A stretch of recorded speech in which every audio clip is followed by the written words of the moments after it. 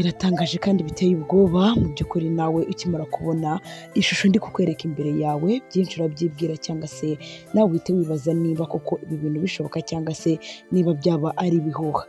Ariko mu by'ukuri nk'uko uri kubireba aha ni i Nyagatare aho heza igitoki cyatumye abantu benshi bahungabana, bamwe bakagira ubwoba abandi bakibaza niba koko iki gitoki ari iby'ukuri cyangwa niba ari ibihuha.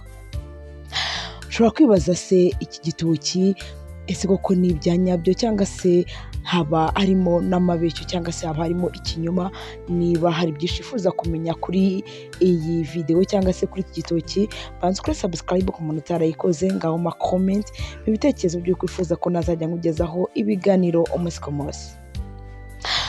Yego nk'uko nabibabwiye rero mu by'ukuri biragaragara kandi nawe urabyirebera nk'uko ureba. Iyi ni ifoto igaragara abaturage bikoreye igitoki. Iki gitoki kirimo kirapima ibiro 500.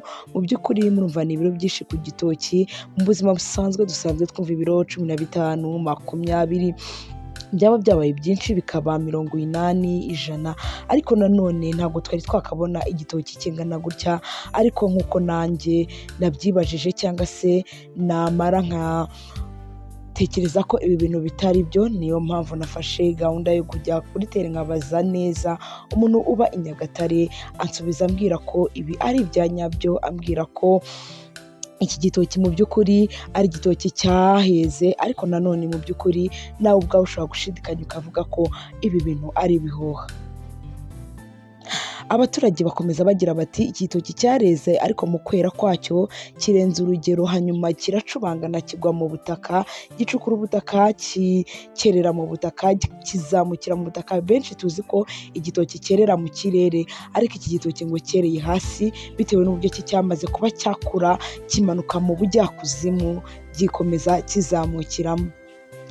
Nyiri kwezi iki gitoki agira ati nanjye nagize ubwoba, mu by'ukuri iki gitoki cyantunguye cyane kuko kigiye kuma amafaranga menshi kandi amafaranga nari ndi gutekereza. Ariko nanone bamwe mu baturage nabo bakomeza bagira bati, abantu benshi bakomeje bahungabana bagira bati ibi ntabwo bisanzwe, ibi ntabwo bibaho rwose ko igitoki cyakera kikangana gutya.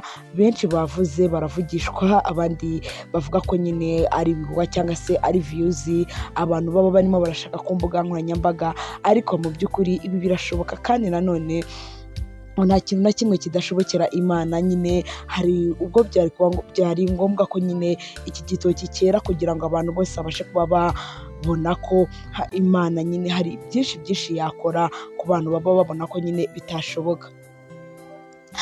Nyiri iki gitoki ngajya gushaka abantu ngo baze bakikorere, babanje kugira ubwoba, barahungabana bagira bati reka ntabwo ibi twabikora, reka ibi ntabwo twabishobora. Ariko nyine nk'uko mubibona namwe iki gitoki nyine nureba neza urabona ko abantu bakikoreye atari photoshop cyangwa se atari izindi edit. Ni ibintu byabayeho, ni ibintu nyine mubona ko namwe ari ibintu bisanzwe.